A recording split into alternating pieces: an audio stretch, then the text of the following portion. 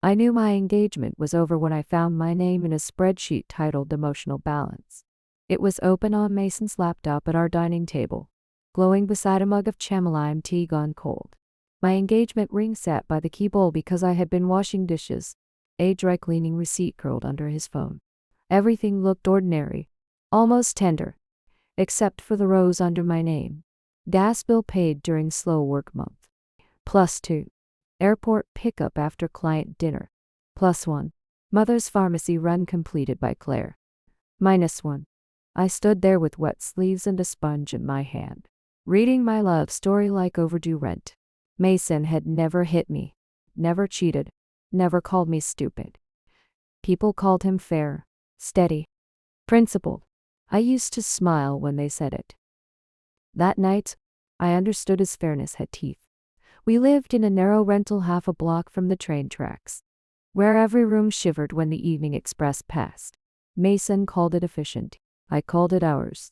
The kitchen had two stubborn cabinets, a refrigerator covered in magnetic calendars, and a windowsill where I kept basil, mint, and one orchid that refused to bloom. On Sundays, Mace unlined glass containers across the counter and labeled them with blue tape MONLUNCH. TUEDINNER. THAWUED. He did not trust chaos. He barely trusted leftovers. I worked from the small desk in our bedroom, designing packaging for soap companies, coffee roasters, and one client who wanted a luxury label for dog vitamins. My income arrived like weather, sometimes bright, sometimes not at all. Mason's paycheck came every other Friday at 6 to a. He managed hospital operations, which meant he knew how to move people, medicine, beds, and bad news through hallways without wasting a minute. He woke before his alarm. He folded socks into pairs. He answered emails with punctuation. When clients paid late, he never made me feel small. Rents covered. HED setting coffee beside my keyboard. Pay me back when Green Line sends your invoice.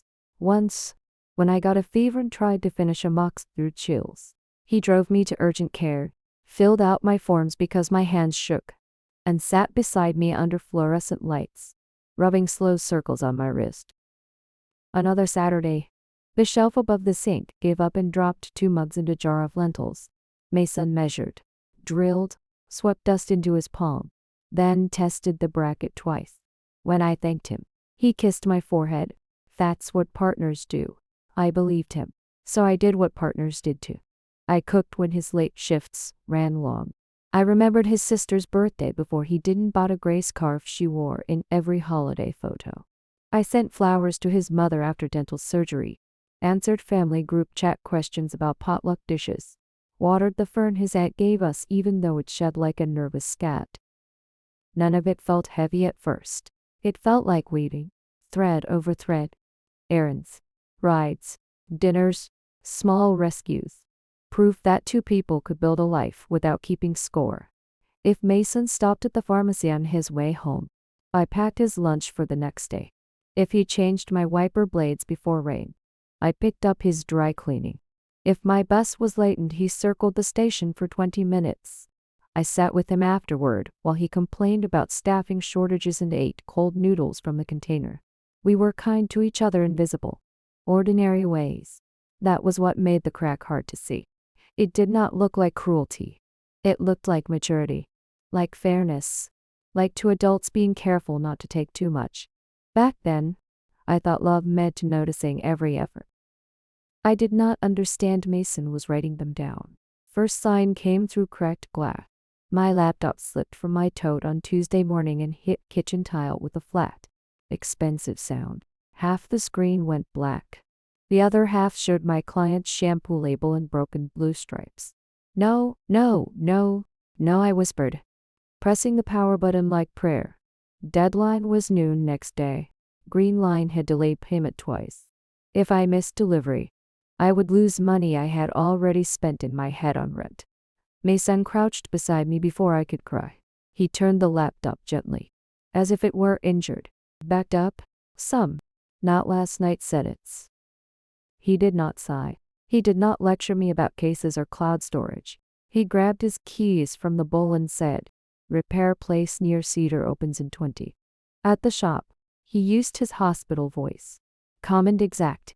"She needs the screen replaced today if possible. Data matters most." The technician named a price that made my stomach drop. "I can put it on my card," I said, knowing I had maybe $30 before the limit. Mason handed his over first. "Well, sort it later." But later never came. He brought the laptop home at 7. Screen clean. Files saved. He set it beside my cold coffee and kissed my hair. "Go save shampoo world." I laughed because relief made me foolish. That night I worked until birds started under the eaves. Mason slept on the couch so his alarm would not wake me. In the morning, Toast waited beside my elbow. For 3 days, I loved him harder. Then his mother's appointment appeared. Friday afternoon. Rain tapped the windows. I was curling my hair for dinner with Nora. First night in months without laptops, family chats, or wedding deposits. When Mace leaned against the bathroom doorframe, Mom's follow-up got moved to Monday. He said, "I can't take her. Board review." Could Claire? Parent-teacher conferences. Ride service. "Your mom likes Ben. She gets nervous after appointments." His voice stayed gentle. That made it harder. "Monday is my candle packaging call," I said, "and I'm seeing Nora tonight. I was going to prep this weekend." He nodded, looking at my makeup bag instead of me. "Remember the laptop week?" That was all. No accusation. No raised voice. Just 5 words placed carefully between us. He chose in my face. Of course I remembered. His card on the counter. His hand on my shoulder. The toast. The couch blanket folded at dawn. I remembered feeling saved.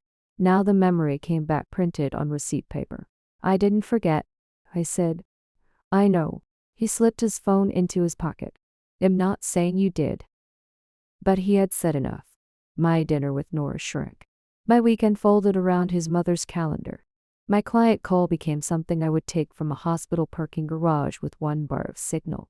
On Monday, I sat beside his mother in the outpatient waiting room while daytime TV murmured overhead. She held a sleeve of saltines and kept offering me one. "Your sweet to come, honey. Mason worries." "Of course," I said. My laptop glowed on my knees. Perfect and bright. I answered client emails between nurse calls. Each sentence typed with care I did not feel. Mason texted at 11:43. "Thank you. Means a lot." I stared at the message. Then at salt crumbs on my black pants. I told myself this was partnership. Families needed help. Love was not always convenient. Still, when I got home and Mason asked how it went, I heard something beneath his gratitude. Not kindness. Balance. It started in sentences so small I almost respected them. Not orders. Not demands. Mason never raised his voice. He spoke like a man reading directions from a medicine bottle. Calm enough to make resistance feel dramatic. 2 weeks after his mother's appointment, he came home with a glossy travel folder.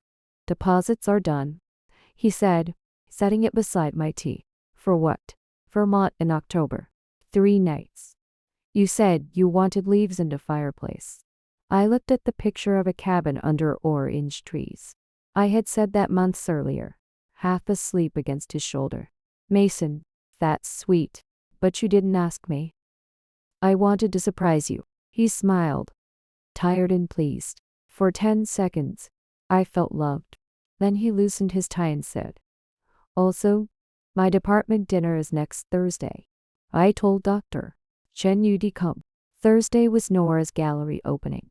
She had already sent 3 nervous texts asking if I would stand near her when strangers pretended to understand abstract clay. "I can't," I said. "Nora's opening is that night." His smile thinned. Not enough to call anger. Enough for weather to change. "Oh," he said. "I thought after Vermont, maybe you do want to show up for something important to me too." There it was again. Soft, reasonable, wrapped in fairness. "The trip is for both of us." I said, "Sure." He tapped the folder straight against the table. "Forget I said it." He did not forget. He cooked quietly that night. chopping carrots into perfect coins. He kissed my cheek before bed. Nothing wrong enough to fight. Everything wrong enough to sit in my ribs. I wore the black dress next Thursday. From the hospital ballroom bathroom, I texted Nora, "So proud of you," while mascara dried at the corner of my eye. Next came the washing machine. Our old one had been coughing through spin cycles for months.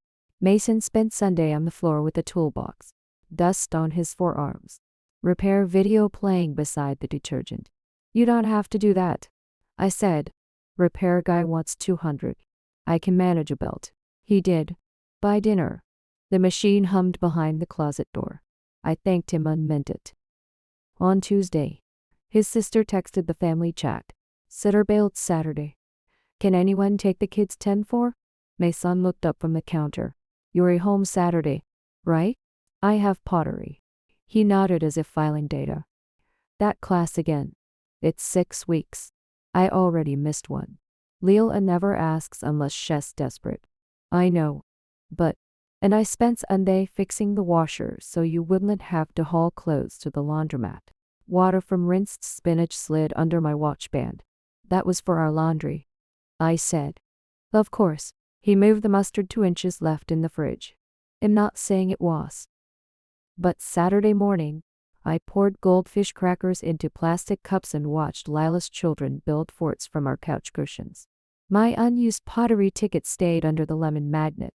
At 2, apple juice bled into the rug, and I scrubbed until my wrist ached while the washer hummed like a witness. After that, I noticed the rhythm. Favor. Pause. Request. Coffee brought to my desk became, "Can you answer my aunt about Thanksgiving? She listens to you." I full gassed and became, "Could you pick up my dry cleaning? You pass that street anyway." He waited up when my client meeting ran late. And 2 nights later, he stood in the bathroom doorway while I brushed my teeth. "Dad wants family dinner Friday." I spat toothpaste. Friday is my pottery makeup. Again with pottery. It's not again. It's the same class I keep missing. His face in the mirror looked gentle, almost wounded. "I stayed up until 1 because I worry when you're on the train that late." "I didn't ask you to." "I know." He looked down. "That's what makes it care." I wanted to say care was not currency. Worry did not buy my Friday night. But the words felt ungrateful before they even left my mouth. He had waited. He had warmed soup. He had asked where I was every 20 minutes like that was tenderness. Not a rope. So I canceled pottery again. At dinner, his mother pressed my hands and said, "We see you more than Mason these days." Everyone laughed. I laughed too. His father called me steady, which sounded like both compliment and job description. Across the table, Mason lifted his glass slightly. "Thank you." That look said, or maybe, paid. On the doctor home, my phone buzzed. "Nora, instructor saved your piece before it dried weird. We missed you." I pictured the gray clay bowl I had started. Thumbprints still in the rim. Something unfinished. Something mine. Mason squeezed my knee. "You okay?" "Yeah," I said. But I turned toward the dark window, and for the first time, I tried to remember his kindness without feeling warmed by. I tried to count it. That scared me most. For a month, I became woman I used to judge. I kept notes, not evidence, not secret screenshots, small lines in back of my planner, between client deadlines on grocery lists.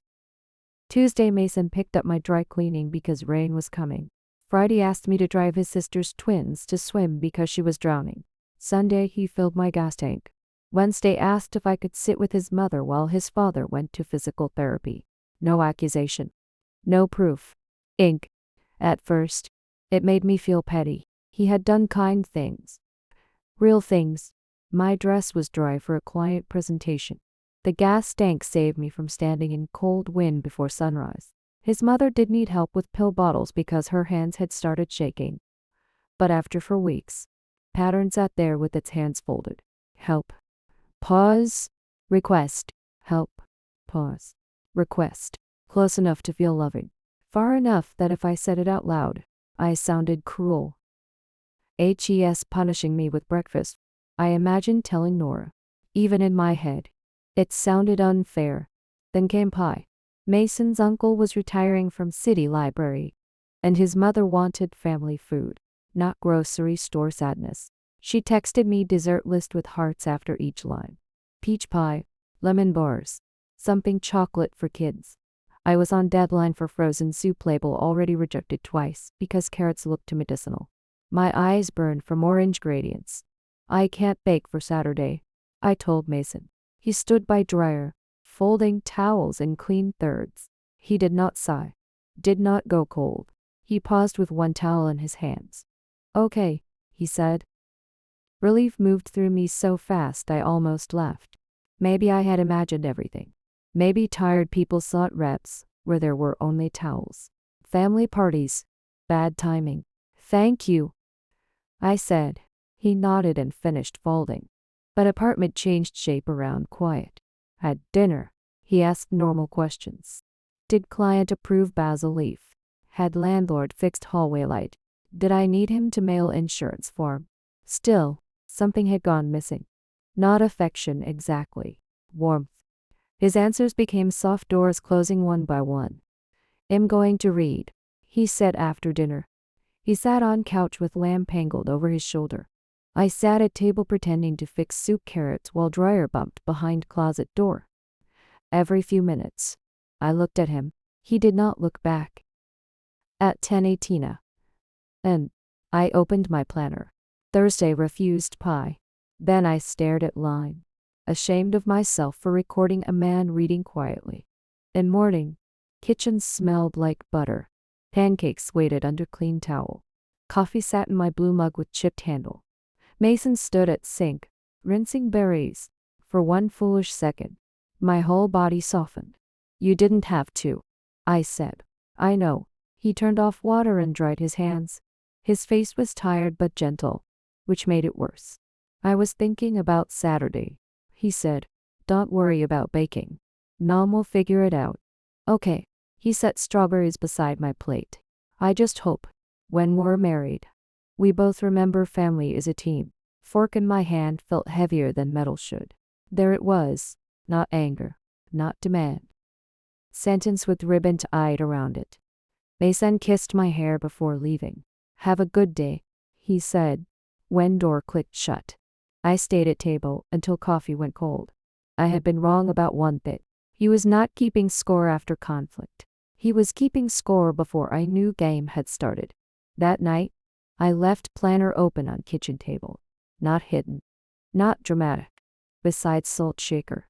Unpaid water bill. And Mason's neat stack of mail. My notes looked small under overhead light. Laptop week. His mother's appointment. Gassed ink. Dry cleaning. Washer. Babysitting. Stayed up late. Family dinner. Refused pie. Pancakes. His key turned at 7:06.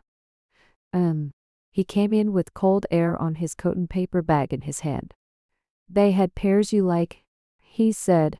Then he saw my face. What happened? I had rehearsed all afternoon. I had planned to say pattern, boundary, concern, mature words, safe words. Instead, my throat burned. Do you know you do this?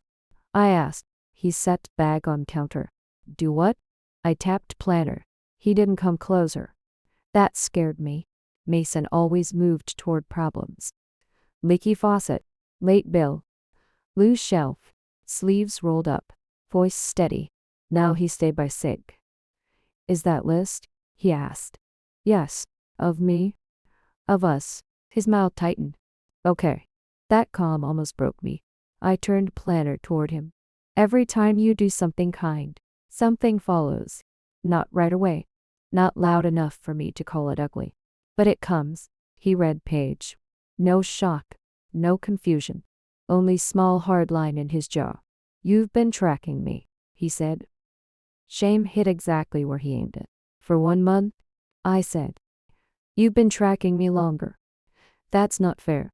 No, I said, voice cracking. That's problem. Everything has to be fair to you. Everything has weight. Everything must balance. He pulled chair out but didn't sit. Couples ask each other for help. Couples ask. They daunting voice. His face changed. Hurt. Quick and clean. I have never asked you for money. I didn't say money. I don't control what you buy. I don't tell you who to see. You make it cost something when I say no. Kitchen went silent. Refrigerator clicked on. One pear rolled from bag and bumped backsplash. Mason looked at pear instead of me. I'm trying, he said, to build something where no one gets used. There it was. Sentence in clean shirt. Sentence anyone else would admire. Used? I whispered. Is that what I'm doing? No. I didn't say that. You did. I said I don't want either of us to feel that way. But somewhere in you, I'm already taking too much. He sat then. Chair legs scraped floor. I watched my dad give until nothing was left. He said. My mother said love meant never counting. Then he counted anyway. Only when angry. Birthdays. Christmas. In car after church. HED list every sacrifice like charges in court. His voice thinned. I knew polished version strict father. Emotional mother. Divorce. I had never heard wounds still breathing. She would cry. He said. HED say. You made me this way. I promised I would never become him. His hands were locked so tight his knuckles had gone white. And instead, I said softly, you became his notebook. He flinched. Clock over stove ticked 3 times. I'm not trying to punish you. But you are measuring me. He opened his mouth, closed it, for once. No careful answer came. I turned ring with my thumb. Diamond caught kitchen light. Bright and cold. Why didn't you tell me? I asked.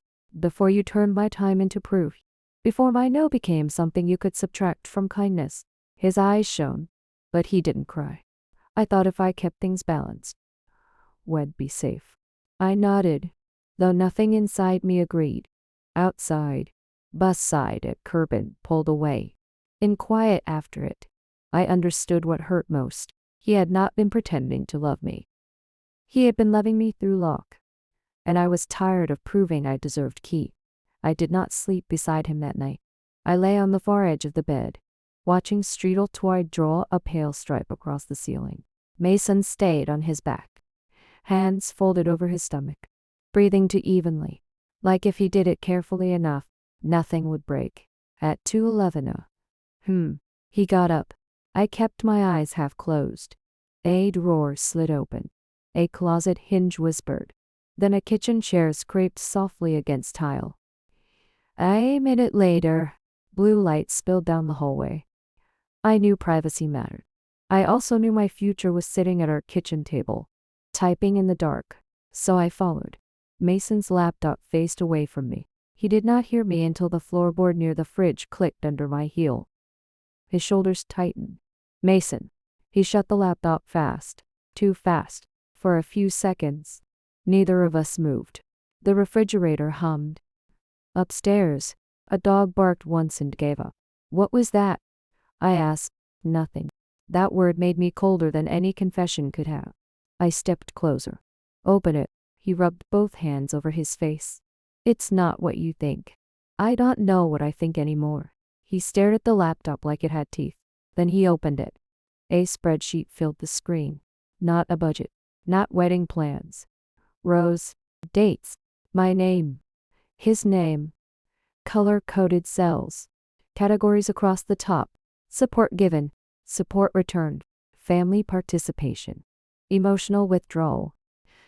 Pending balance. My throat made a small sound I did not recognize. Mason reached for the trackpad. I was going to delete it. Don't touch it. My voice came out so flat it scared both of us. He pulled his hand back. I leaned toward the screen. There I was, reduced to boxes. June for emergency design payment covered high support. June 10 attended mother follow-up partial return. July to declined cousin lake weekend imbalance noted. August 25 missed niece recital for pottery class negative family contribution. My pottery class. The one he told me was good for me. The one where I made the crooked bowl he kept by the sink for keys. I clicked another tab. Wedding risk. Read text sharpened through my blurred eyes. Pattern accepts help under stress. Resists reciprocal obligations when inconvenient. Recommendation: discuss expectations before vows. A laugh broke out of me. Small and ugly. Recommendation. I said. Mira, you made me a case file. No. I turned the laptop toward him. Then what is this? His face folded. Not with guilt exactly. With fear. Real fear. Child fear in an adult body. It was private, he said. That makes it worse. He pushed his chair back, but did not come near me. I was trying to trap you. I was trying to see if I was imagining it. Imagining what? That I'm ungrateful. That I was giving more than I could survive giving. Silence dropped hard between us. His words should have made me angry. Instead, they opened a small, dark door. When I was 10, he said, my dad kept receipts in a shoebox under the bed. Not store receipts. Notes. Gas to take mom to work. Hours fixing her sister's porch. Money loaned to her brother. Nights he stayed awake when she was anxious. I stayed standing. If I sat, I might soften before I understood. He pulled them out when angry. Birthdays. Christmas. In the car after church. He listed every sacrifice like charges in court. His voice thinned. I knew the polished version: strict father, emotional mother, divorce. I had never heard the wound still breathing. She would cry. He said, He'd say, you made me this way. I promised I would never become him. His hands locked so tightly his knuckles went white. And instead, I said softly, you became his notebook. He flinched. The clock over the stove ticked 3 times. I'm not trying to punish you, but you are measuring me. He opened his mouth, closed it. For once, no careful answer came. I turned my ring with my thumb. The diamond caught the kitchen light. Bright and cold. Why didn't you tell me? I asked. Before you turned my time into proof. Before my no became something you could subtract from kindness. His eyes shone, but he did not cry. I thought if I kept things balanced, we'd be safe. I nodded, though nothing inside me agreed. Outside, a bus sighed at the curb and pulled away. In the quiet after it, I understood what hurt most. He had not been pretending to love me. He had been loving me through a lock, and I was tired of proving I deserved the key. Mason did not reach for me. That was first decent thing he did after truth came out. He stayed in kitchen chair, hands flat on knees. Like one wrong movement might turn pain into pressure. Laptop screen had gone dim, but my name still glowed in one column, trapped between dates and coded notes. I wanted to slam it shut. Instead, I pushed glass of water toward him because his lips had gone pale. He looked at it, then at me.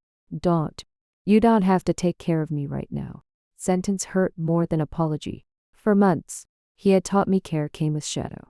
Now he was trying, badly, to let one kind thing exist without hook. I sat across from him, not close enough for comfort, not far enough to pretend we were strangers. What happens when I disappoint you? I asked. His throat moved. I get scared. Of what? That I'll wake up one day and realize I gave everything away. That I'll become angry after it's too late to be honest. So you made anger organized. He closed his eyes. Yes. Clock clicked above us. Pipes knocked inside wall. Ordinary sounds. Home sounds. Well, everything human in that room came apart. He opened laptop again, but did not touch spreadsheet. It felt responsible. If I could see imbalance early, I thought I could fix it before I resented you. You didn't fix resentment. I said. You fed it numbers. He nodded. No defense. That almost made me cry. Because Mason was not cruel in easy way. He had driven me to urgent care with my sweatshirt inside out. He remembered which oat milk did not make my stomach hurt. He slid toast onto my desk when I forgot to eat. And he had turned those same memories into evidence. Both were true. That was part that hurt like bone. I need you to understand, I said. I am not your mother. I know. No. He ripped before answering. My voice shook. I am not woman from your childhood kitchen. I am not reason your father felt used. Every time you treated my no like it belonged to that old story. You made me pay debt I never took. He pressed fist to mouth. Terror ran down his face. He wiped it fast. Ashamed. I don't know how to love without checking, he whispered. For a second, I saw him younger. Boy in church shoes. Listening from hallway while grown people destroyed each other with invisible receipts. Boy promising he would be different, then building cleaner version of same prison. My anger did not vanish. It changed shape.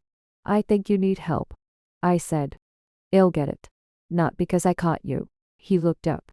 Because you believe this is hurting you too. Long quiet. Then he nodded.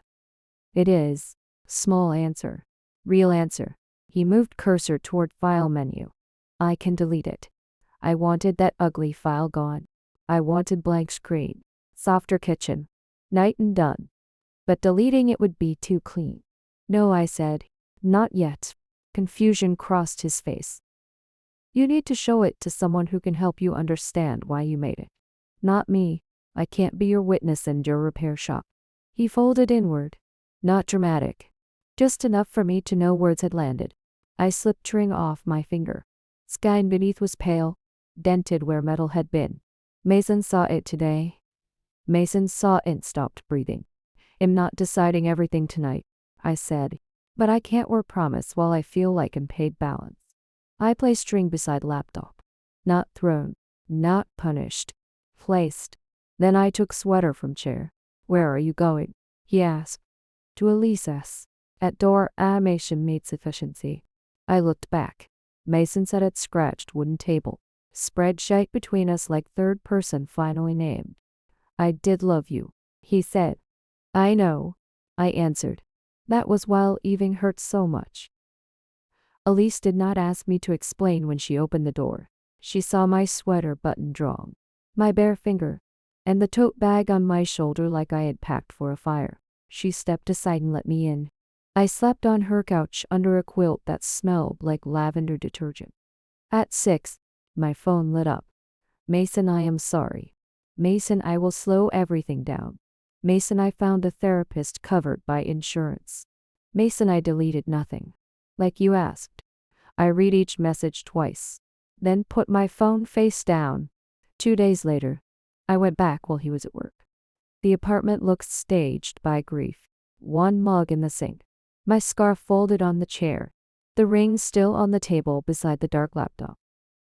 I took my books, winter boots, the chipped blue bowl my sister made, and the basil plant from the windowsill. I left his keys in a white envelope with no note. There was nothing I could write that would not become one more record between us. 3 weeks later, a box came to my new room. Inside were my craft notebook, a phone charger, 2 hair clips, and a folded letter. Mira, I will not ask you to come back. I started therapy last Tuesday. I showed her the file. Saying it out loud was worse than I expected. You were right. Balance is not love. Fear can wear good manners and still hurt someone. I am sorry I made you pay for kindness I chose to give. Mason. I sat on the tiny balcony with the letter in my lap. Below me, someone laughed near the mailboxes. A dog barked once, then stopped. My basil plant leaned toward thin afternoon sun. Alive but not thriving yet. I cried then, hard and quiet. Not because I wanted to run back. Because he was not a monster. Because I was not selfish. Because sometimes two people can mean well and still build a home with locked doors. I touched the pale circle on my finger where the ring had been. For the first time in months. Nothing was owed.